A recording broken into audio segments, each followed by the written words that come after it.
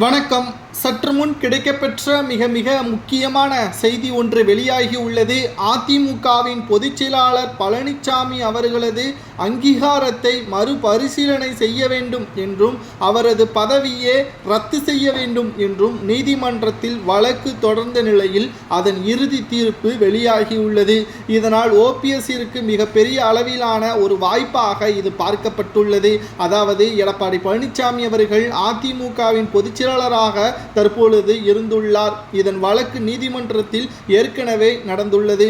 இந்த நிலையில்தான் இது தொடர்பாக மீண்டும் ஒரு வழக்கை திருச்செந்தூரைச் சேர்ந்த வழக்கறிஞர் ராம்குமார் ஆதித்தன், கோவையைச் சேர்ந்த KC சுரேன் பழனிசாமி ஆகியோர் சென்னை உயர்நீதிமன்றத்தில் தாக்கல் செய்திருந்த மனுவில் முன்னாள் முதல்வர் ஜெயலலிதா மறைவிற்கு பிறகு அதிமுக தொண்டர்கள் கட்சியின் பொதுச் செயலாளர் பதவிற்கு போட்டியிடுவதை தடுக்கும் வகையில் கடந்த 2022ஆம் ஆண்டு ஜூலையில் நடந்த பொதுக்குழுவில் அதிமுகவின் அடிப்படை சட்ட விதிகள் திருத்தப்பட்டது என்றும் அதிமுகவின் பொதுச் செயலாளர் பதவிற்கு போட்டியிட 10 ஆண்டுகள் உறுப்பினராக இருக்க வேண்டும், 5 ஆண்டுகள் தலைமை கழக பதவி வகித்து இருக்க வேண்டும், 10 மாவட்ட செயலாளர்கள் முன்மொழிய வேண்டும், 10 மாவட்ட செயலாளர்கள் வழிமொழிய வேண்டும் என விதிகள் கடுமையாக செய்யப்பட்டுள்ளது.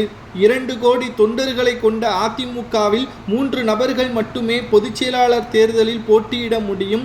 ஆனால் இதற்கு முன்பாக இருந்த விதிகளின்படி 5 ஆண்டுகள் கட்சியில் உறுப்பினராக இருந்தாலே பொதுச் செயலாளர் தேர்தலில் போட்டியிட முடியும். திருத்தப்பட்ட விதிகள் அதிமுக உறுப்பினர்களின் உரிமைகளை பாதிக்கக்கூடிய வகையில் அமைந்துவிடக் கூடாது என்பதற்காக இந்த வழக்கை நாங்கள் தொடங்குகிறோம் என்றும், எடப்பாடி தன்னை எதிர்த்து யாரும் போட்டியிடக்கூடாது என்பதற்காக பல கொள்கைகளை மாற்றியும் அதிமுகவின் சட்ட திட்டங்களையும் மாற்றியும் அமைத்துள்ளார் என்றும், இதனை தேர்தல் ஆணையம் ஏற்றுக்கொள்ளவில்லை என்ற கடிதத்தை நீதிமன்றத்தில் கொடுத்துள்ளார்கள்.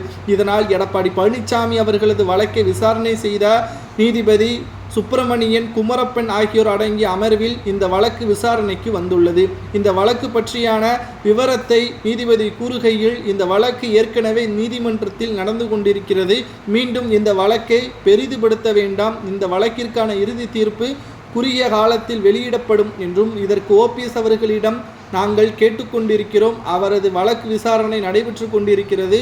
தேர்தல் ஆணையத்திடம் இவர்கள் நேரடியாக சென்று அதிமுகவின் சட்டத்திட்ட விதிகள் மாற்றியமைக்கப்பட்டது ஏற்றுக்கொள்ளப்பட்டதா அல்லது ஜெயலலிதா அவர்கள் இருந்தபொழுது இருந்த சட்டத்திட்டங்கள் தான் இருக்கிறதா என்பதை பற்றியான தகவலை சேகரித்த பிறகுதான் இந்த வழக்கிற்கான இறுதி தீர்ப்பை வழங்க முடியும் என்றும், தற்பொழுது இவர்கள் கொடுத்த வழக்கு ரத்து செய்யப்பட்டிருப்பதாகவும், இந்த வழக்கானது விளம்பரத்திற்காக போடப்பட்டதன் காரணமாக ரத்து செய்யப்பட்டதாக நீதிமன்றம் தெரிவித்துள்ளது.